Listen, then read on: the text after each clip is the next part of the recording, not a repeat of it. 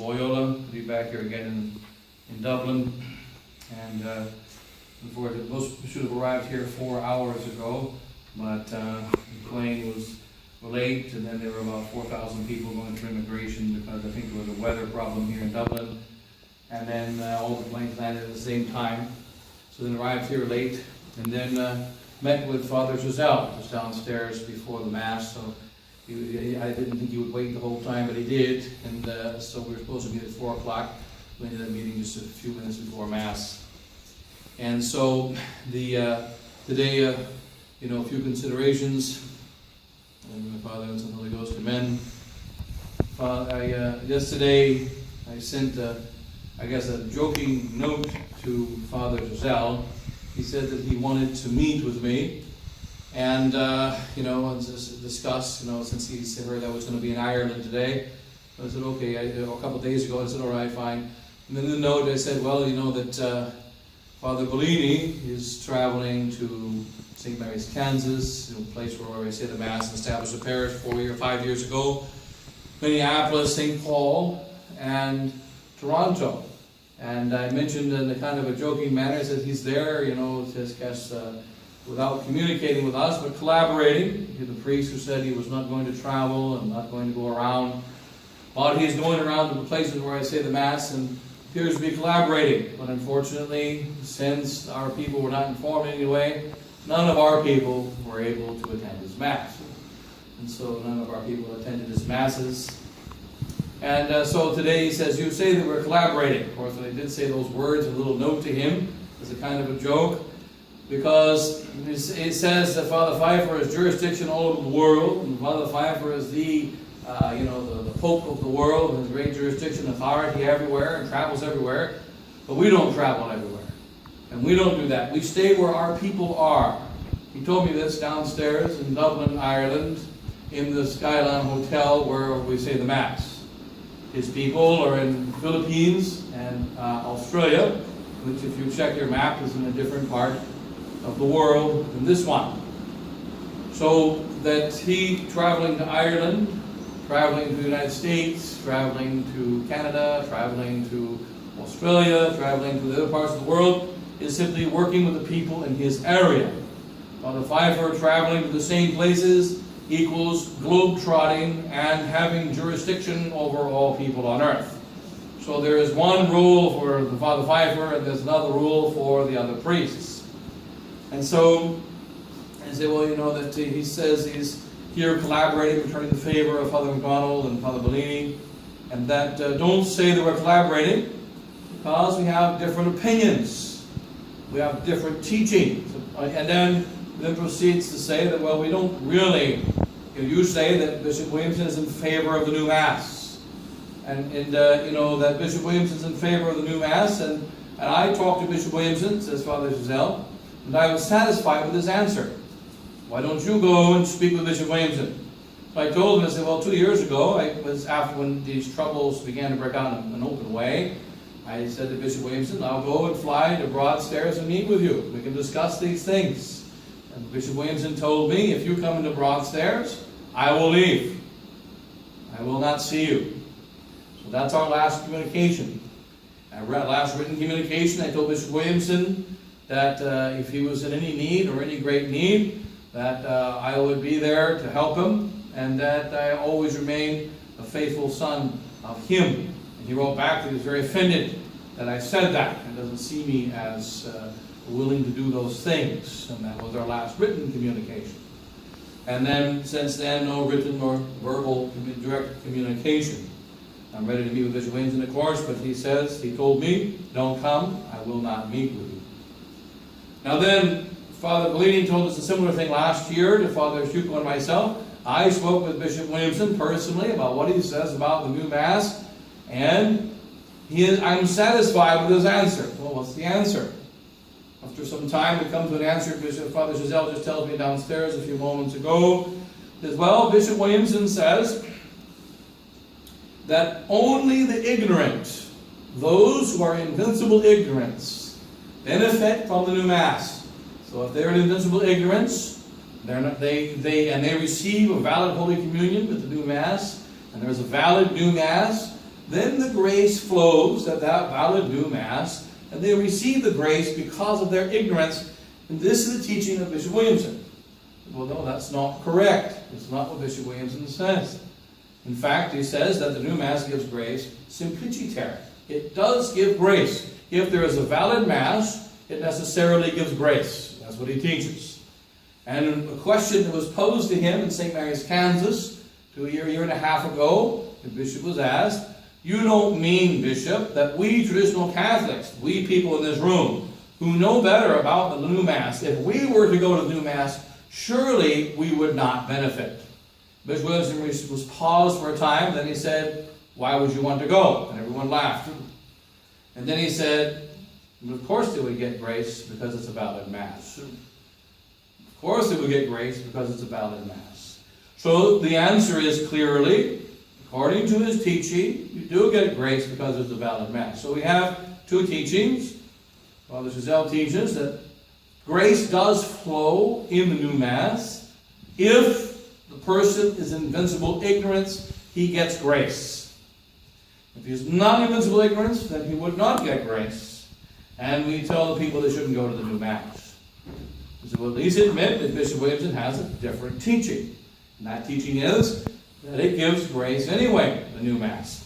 And we have multiple statements from conferences, from the laicist comments. You remember what he says in one of them, the new Mass is what you make it. So a good priest takes the new Mass in a good way, and a bad priest takes the new Mass in a bad way. And on its own, the new Mass tends towards the bad way. So it takes a good priest to pull it back. Hence, you would want to check. Does the priest say the new Mass have faith, or does he not have faith? This is contrary to the teaching of Archbishop Marcel Lefebvre. He was asked in 1989 or 1991, one of the 2 years, in 1990, he was asked, what about a good priest saying the new Mass?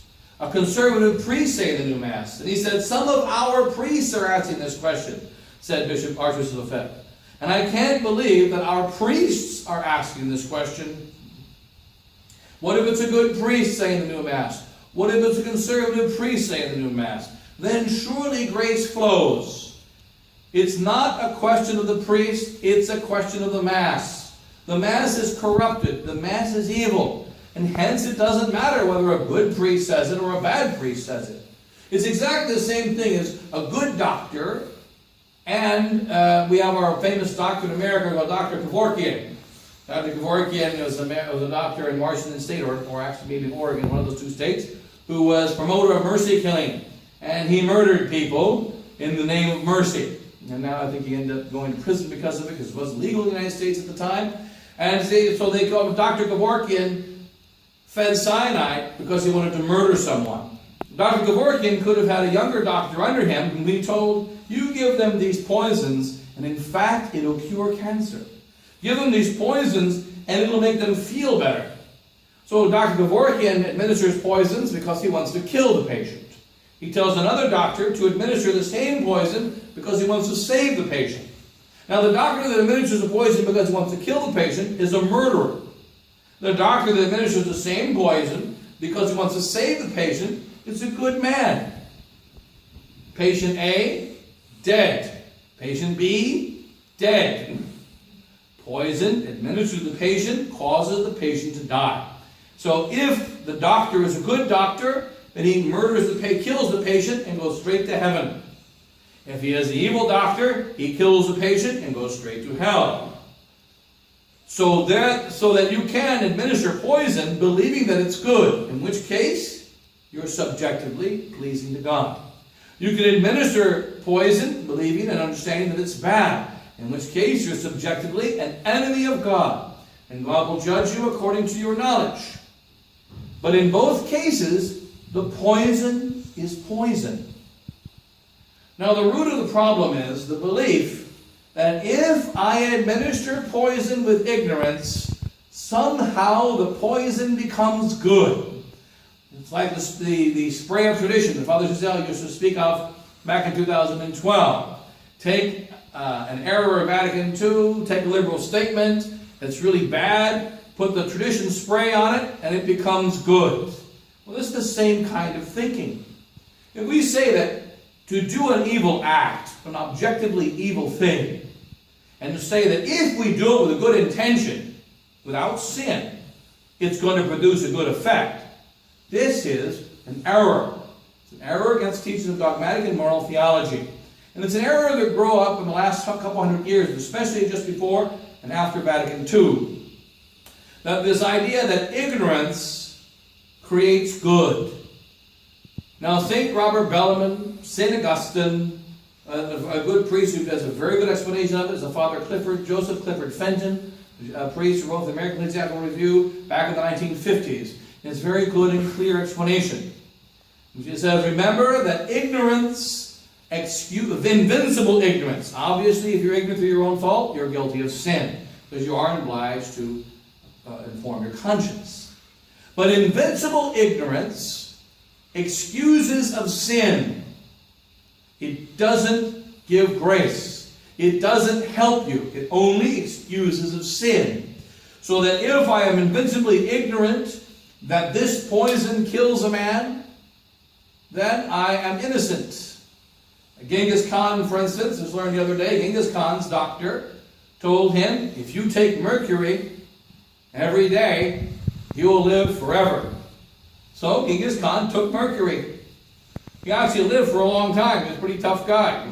But he took mercury in order to live forever. It didn't work out for him. He ended up dying. And mercury, of course, is not good for human health.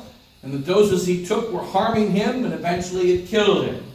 But the fact is that he thought that mercury was going to make him live forever, and that's why he took the mercury. So he wasn't guilty of suicide.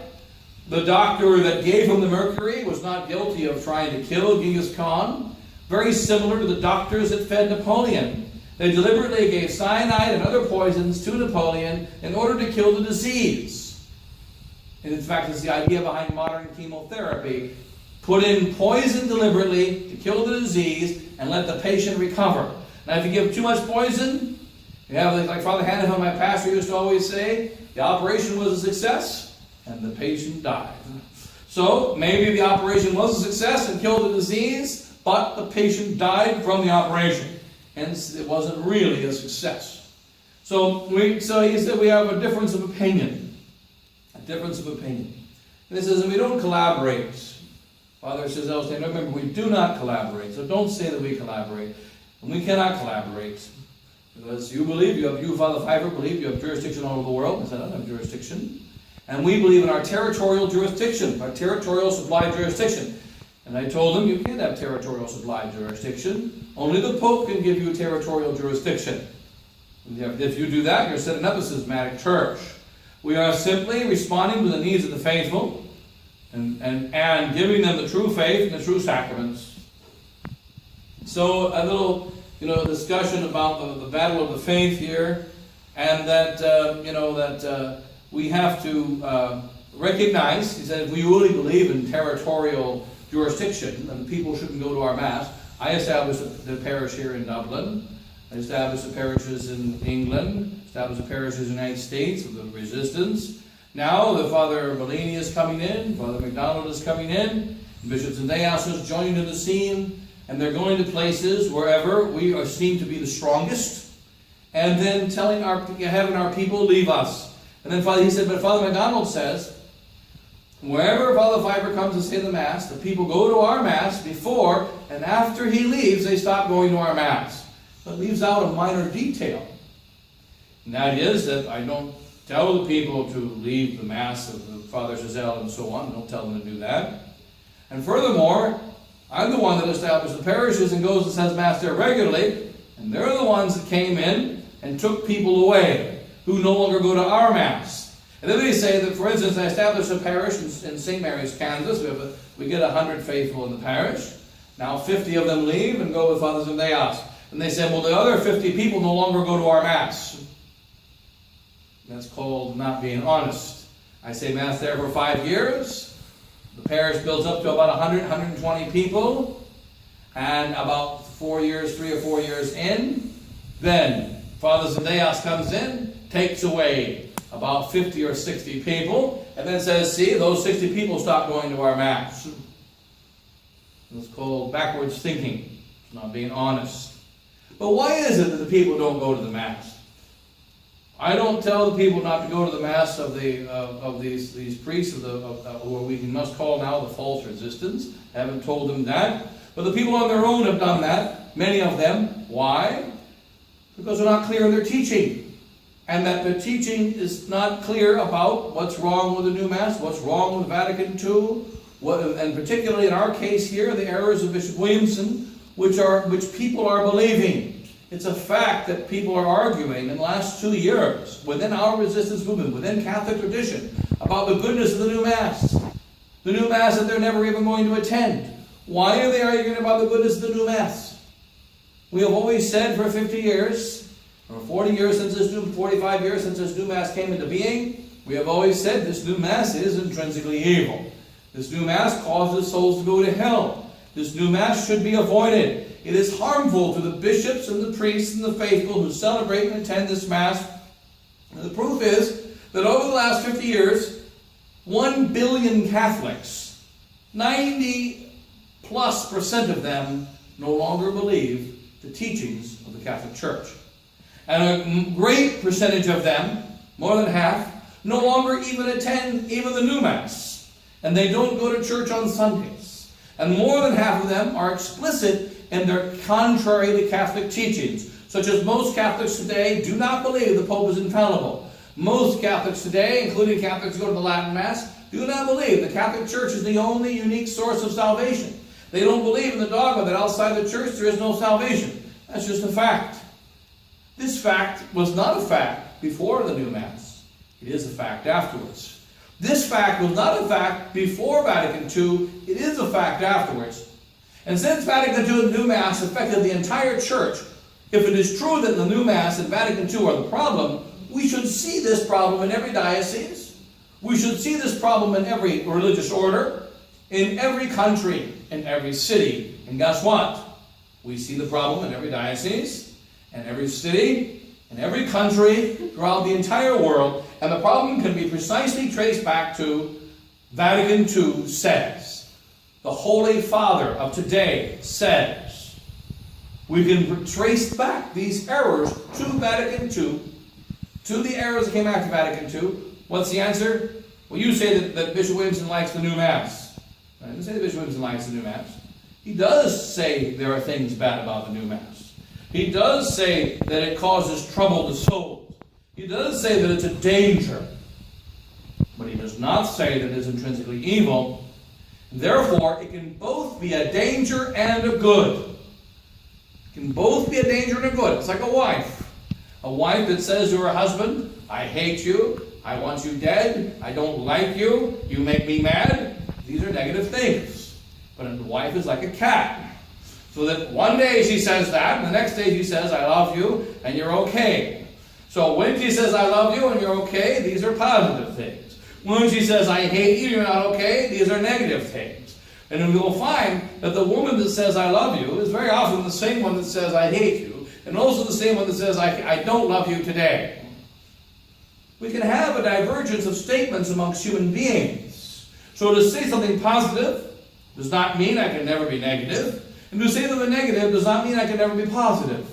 And hence, if we have a clear statement that says the new Mass is what you make of it, and the bad priest and the weak priest takes in the direction of evil, which Bishop Williamson says, but the good priest takes in the direction of good. So if there's a good priest, the new Mass does good. If there's a mediocre or a bad priest, the new Mass does bad. And in and of itself, it leans to the bad.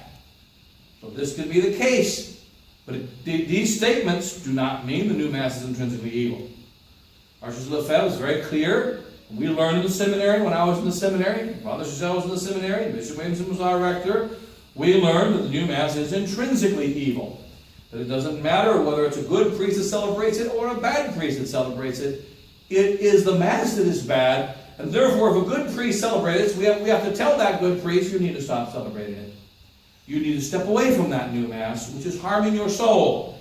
It is leading you away from God. This new Mass is evil. Step away from it. No longer celebrate it.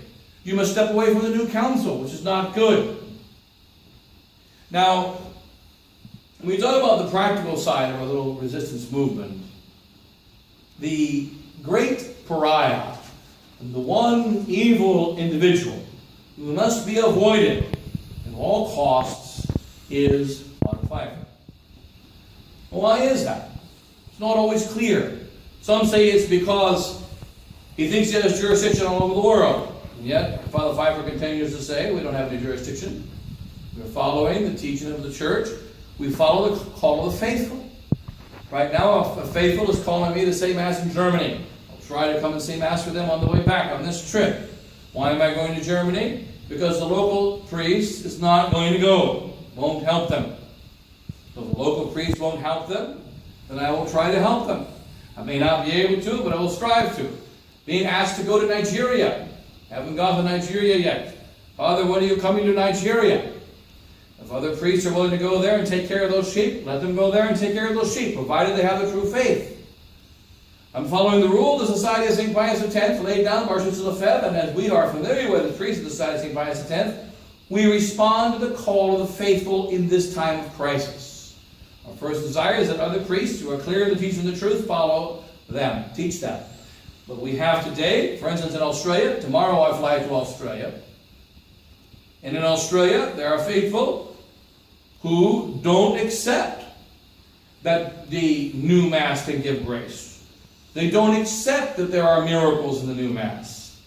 They don't accept that the new Mass is intrinsically good and yet dangerous.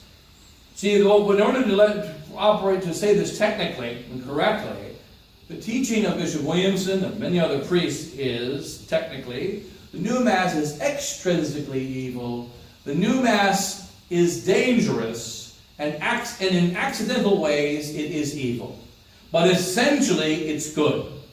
The teaching of Archbishop Lefebvre and the majority of traditional priests down the last 50 years is that the new Mass is intrinsically evil and not just extrinsically evil.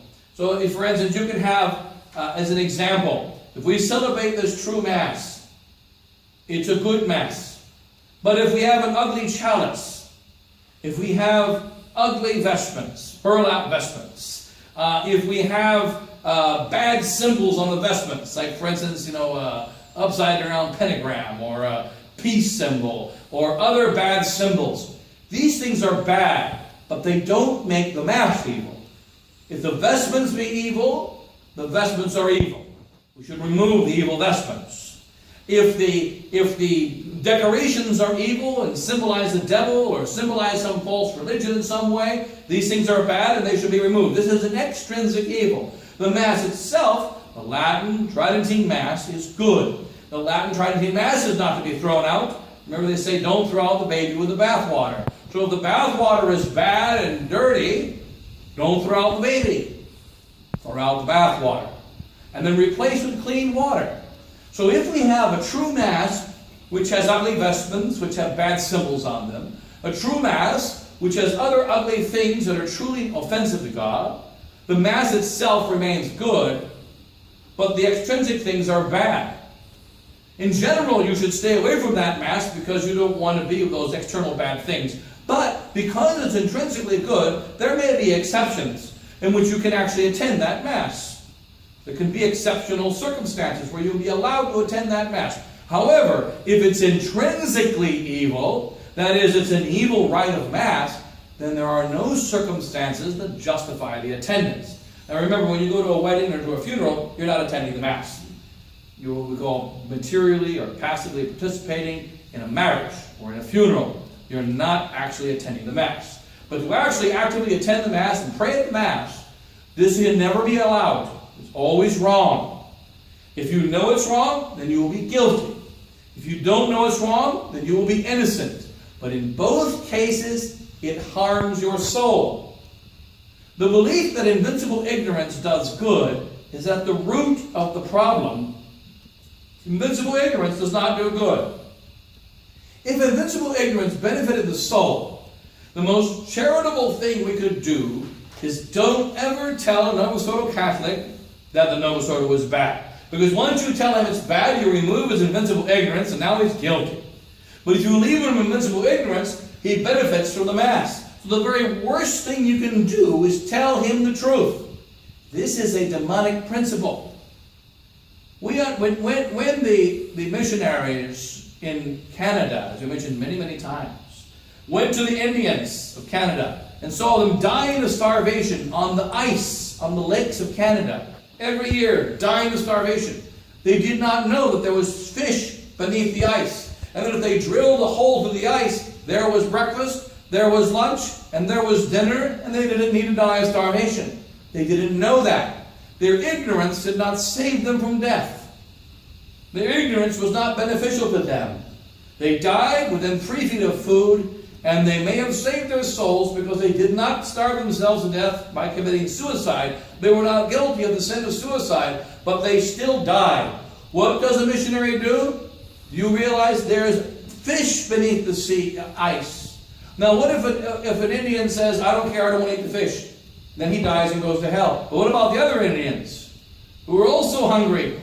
They will drill through the ice and eat the fish and live. Therefore, we must tell them what is good for their soul, what is bad. Now, they argue, the false resistance, and we must call them that, they argue that these are opinions. It's an opinion. It's an opinion that the new Mass gives grace, which would mean that it's an opinion that it does not give grace. Now, the law of the church is about opinions. We have a famous argument between Molina and St. Thomas Aquinas, the Thomists and the Molinists. Molina, the Jesuits, and the Thomists, the Dominicans, arguing about grace and free will. St. Thomas and the Thomists emphasize grace, and the Molinists emphasize free will. If you go too far to grace, you become a heretic because you say there's no free will. If you go too far to free will, you become a heretic because then you say God's not in control and you deny grace. But they both explain grace and free will in two different ways. And they argue. The Molinists say the Thomists are wrong. The Thomists say the Molinists are wrong. The church has not resolved the dispute. It simply put walls. Don't go beyond this way to the left. Don't go beyond this to the right. If you stay within, we know that one of you is right and the other one's wrong. We will allow you to debate as long as you stay within these walls. Hence, Molinists cannot call Thomists heretics and cannot condemn them, and Thomists cannot call Molinists heretics and condemn them. If it's a matter of opinion, Thomists can say, I believe Molinists are wrong, but I can't condemn them.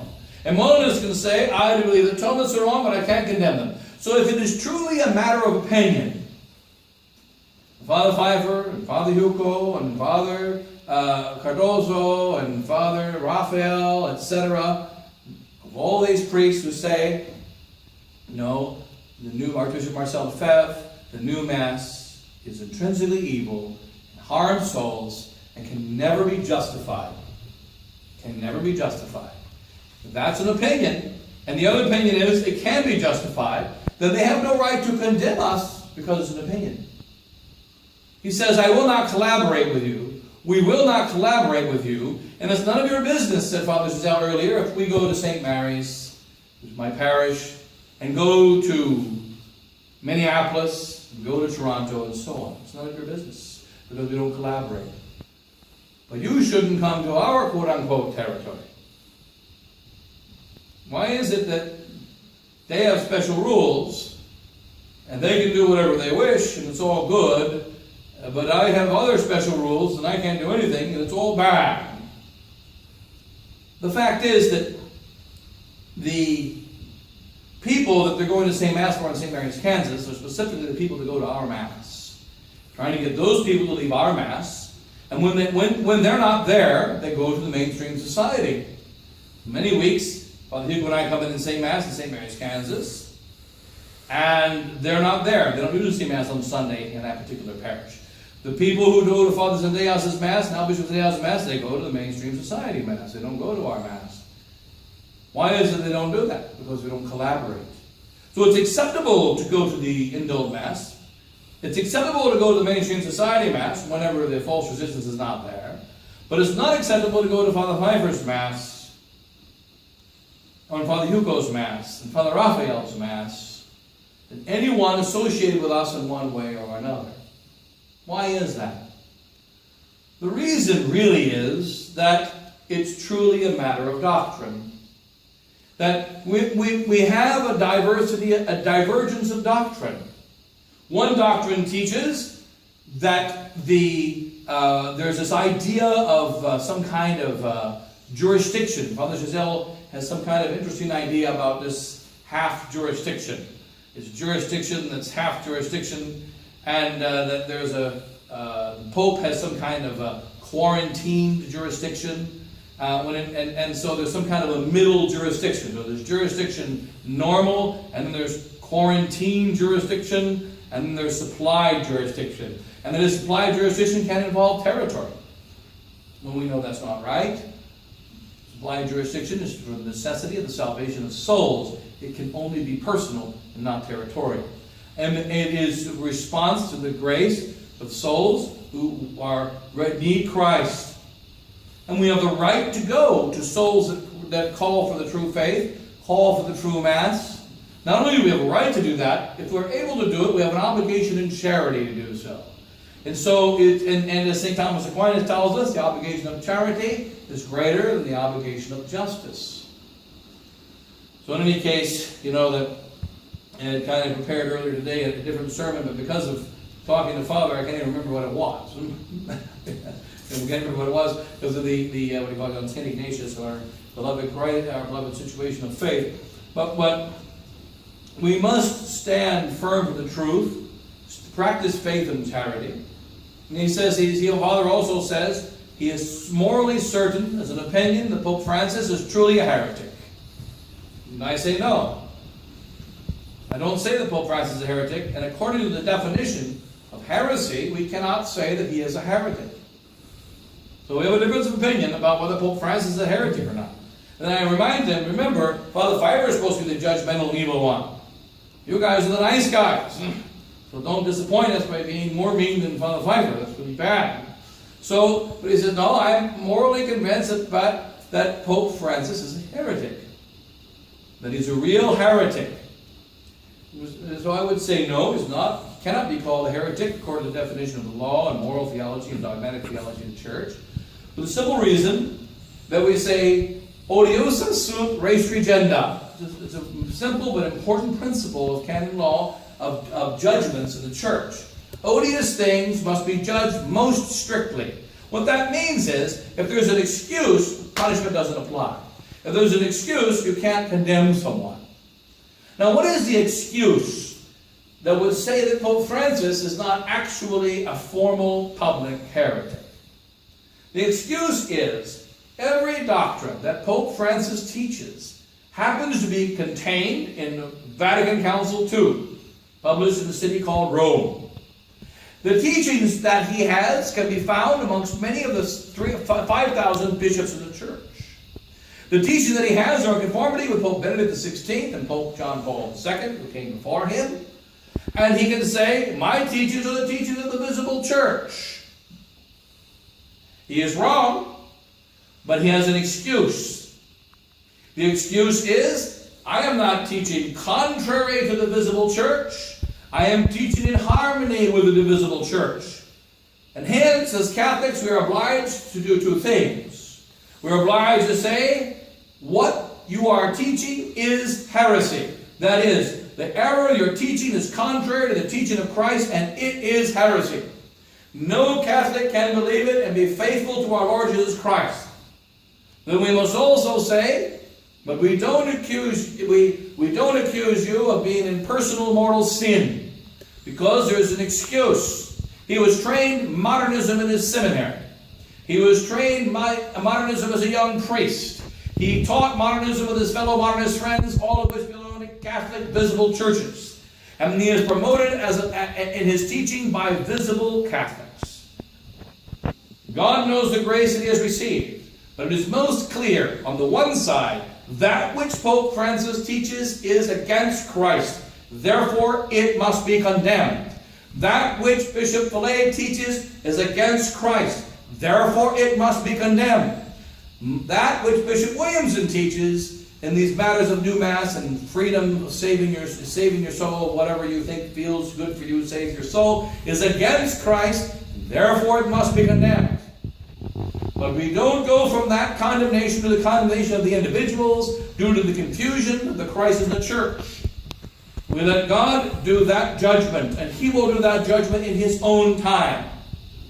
Now, what is the accusation against us? The accusation is, if the true resistance is right, then everybody else is going to hell, and you're the only good people on earth. Remember, this argument has been made against us of tradition for the last 50 years. You say you go to Latin Mass, everybody goes to New Mass is going to hell. You believe Jesus is God, everybody believes something else is going to hell. Now the truth is this: every human being who dies not believing the essential truths of the Catholic Church must go to hell. God alone knows who those human beings are. God gives sufficient grace for every human being, including the Antichrist himself when he comes, and the worst Satanists. He gives grace to every human being to save their souls. He gives ample grace. He gives the opportunity to repent until the moment of death. See the example of the good thief. See the example of many deathbed conversions in the lives of the saints, of most wicked men. So that God gives the grace to every soul to be saved. These souls are saved only if they repent of their heresies and their sins with a perfect act of charity and contrition, and accept the teachings of our Lord Jesus Christ and His Holy Roman Catholic faith in their hearts. Then their sins are wiped away and they go to heaven. Hence, the church says, we don't even know if Judas is in hell. And yet it's impossible to believe that he'd be anywhere else, because our Lord said, it were better for this man to not be born. So what other explanation can there be other than him being in hell? And even though there appears to be no other explanation, the church says we don't even say that Judas is in hell. Now, saints did this on occasion. They did it. Saint Boniface said Charles Martel is in hell. And other times they've said that souls are in hell. This is a special grace that the saints receive from time to time. But the church has never said that any soul is definitively in hell, because God knows that, and the church knows that God gives grace to every soul in order to repent and be saved. In order to be saved. So therefore, the Novus Ordo Mass, the Novus Ordo false church, leads souls to hell, period. However, the members of that Novus Ordo church, many of them will go to heaven. Why? In their case, because they're truly Catholic. In their hearts, they're truly Catholic. They were baptized Catholic, they call themselves Catholic, they die Catholic, but unfortunately they're in error of judgment. They believe the Catholic Church teaches things it doesn't teach. Hence, they make an error of judgment. This error of judgment does not take them outside the church. However, it is very dangerous because it leads outside the church. It leads away from God. Hence, we teach what our fathers always taught. Extremely clear and hard doctrine, which does not bend in the realm of doctrine, and yet gentleness and softness in the dealing with souls, even though sometimes we need to take a claymore to them. Sometimes we need to take a sledgehammer to them. Sometimes we need to be very rough with them, because this is what's necessary for the defense of the truth and for salvation. But these things we do only sometimes, and as minimally as we can do them. The teaching is very clear. Only one true church outside of which there is no salvation. All other churches, including the conciliar church, are of Satan. Every one of these churches leads souls to hell. That's why Satan made them. Hence, anyone who dies a living member of these false churches, 100% of those who die living members of any false church, 100% go to hell. There are no exceptions. Only those who are living members of the Holy Roman Catholic Church at the moment of death, that is, living in the state of grace, only those are in the kingdom of heaven. When you go to heaven, you will not find a single non-Catholic. Those who are apparently non-Catholic on the outside, given the grace to repent at death and enter the Holy Church, they are saved. Those who rejected the church and hated the church and spit on the church, but repented on their deathbed, they are also saved. What matters is who die in the state of grace is a friend of God in the true church. It is not charity to say, since there are nice people in the Novus Ordo, therefore the note of sorrow is in some way nice. This is a very evil thing to say. Absolutely evil. It is false. So, new Mass leads souls to hell. New Mass intrinsically evil. Grace is blocked in the new Mass, and in all schismatic and false churches, grace is blocked, such as the Orthodox, and the schismatics of the other types throughout the world. Grace is blocked. Grace passes through souls only through the Holy Father, only through the Holy Roman Catholic Church, only through the hands of the Blessed Virgin Mary, only through the true holy sacrifice of the Mass. This Mass, for instance, is not only benefiting the few people in this room, it is benefiting all of Dublin, it is benefiting all of Ireland, it is benefiting the entire world. And the grace reaches out to every soul, and each soul can grab onto this grace and repent on their deathbed. Grace passes only through the true faith, true Mass, true church.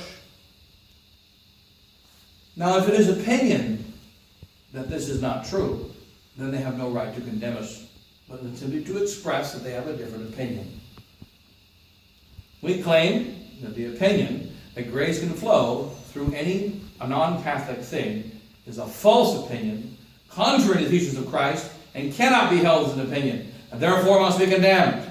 For us, it is not a matter of opinion. The new Mass, evil equals not a matter of opinion.